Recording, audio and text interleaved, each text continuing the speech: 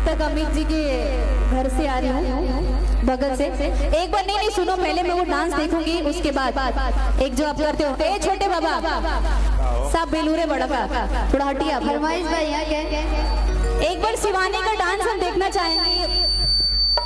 तू तो ठीक बा, लेकिन ई रौरो खातिर ही गाना मैं भी करूंगी, लेकिन आज की चले लूटा हरिया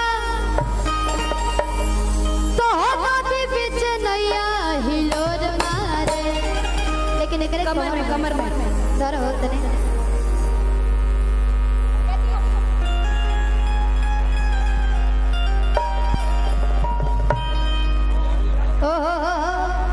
चलो आ जाओ शिवानी एक बार उन लोग की भी बोला ले। अच्छा अच्छा रोरो समझ कैसे जितने लंबा ट्रेन के बोगी रही उतने अच्छा लगे। चलो पीछे रोरा रहो।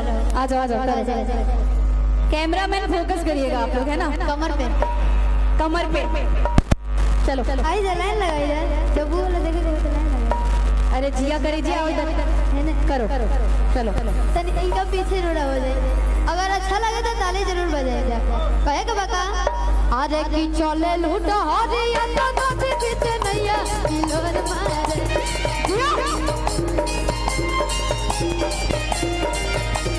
चले लूटा हरिया तो नदी बीच नैया हिलोर मारे करी होया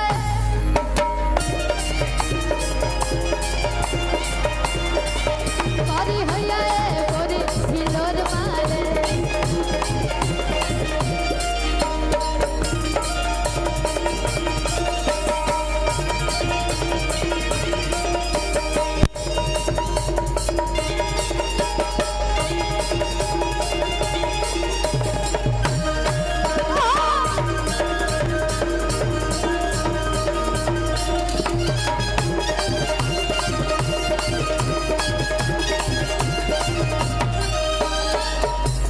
फरमाइश है जो तुमने को पूरा कर लिया। कहे को बता आज राम जी बनले बड़े तोहरा के सोच के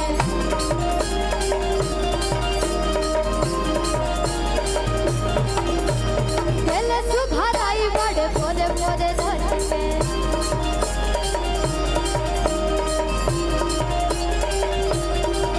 आज राम जी बनले बड़े तोहरा के सोच के दिल सुघराई बड़े पोरे पोरे धर के आज की चले लूट हरिया तो नदी बीच नैया हिलोर मारे,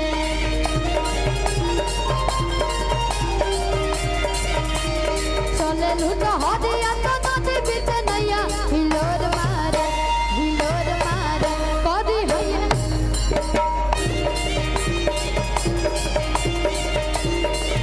करी होया करी हिलोर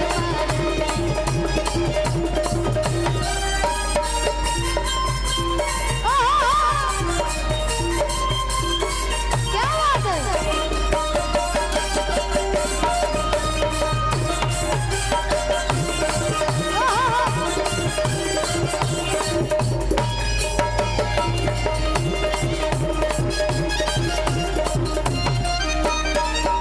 चलिए और फरमाइश है, लेकिन यारा जिला जब तक ले कौन भी गाना ना होला तब तक ले अधूरा अधूरा लगेला।